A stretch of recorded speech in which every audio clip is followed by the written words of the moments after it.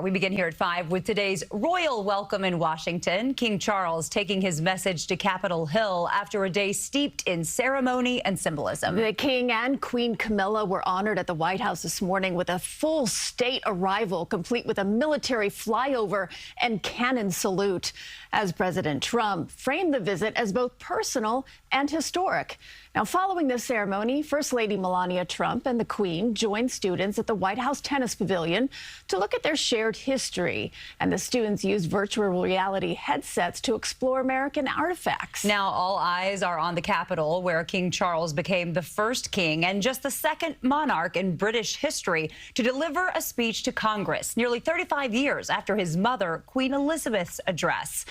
Brennan here now with more on the speech and the reaction to it. A lot of reaction to it, Jessica and Christine. It was clear in his address to Congress the king was trying to stem tensions between the U.S. and the U.K., which have erupted between President Trump and Prime Minister Starmer. The king stressed the unity the two nations have maintained through the years, including around the time of 9/11. It was a welcome fit for a king.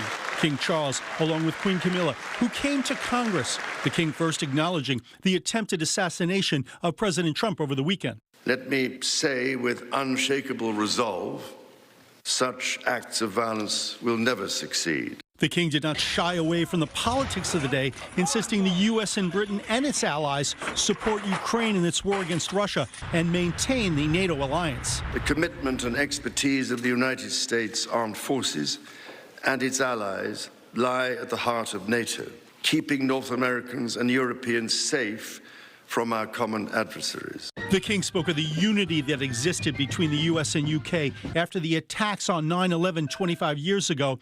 The royal couple will visit the 9/11 memorial in New York on Wednesday. My wife and I will again pay our respects to the victims, the families, and the bravery shown in the face of terrible loss. King Charles also recognized this year's anniversary of the signing of the Declaration of Independence with a touch of humor. 250 years ago, or as we say in the United Kingdom, just the other day, they declared independence by balancing contending forces and drawing strength into diversity.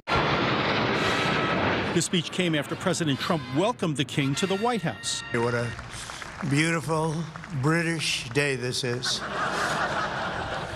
And it really is. For his part, Trump remembered how his mother loved the royal family. I also remember her saying very clearly, Charles, look, young Charles, he's so cute.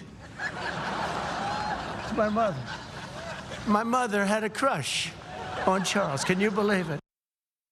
The king somehow managing not to be embarrassed by that. The king and queen will attend a banquet at the White House State Dining Room tonight. They will then head here to New York, as we mentioned, for a series of events tomorrow, including being at the 9/11 memorial.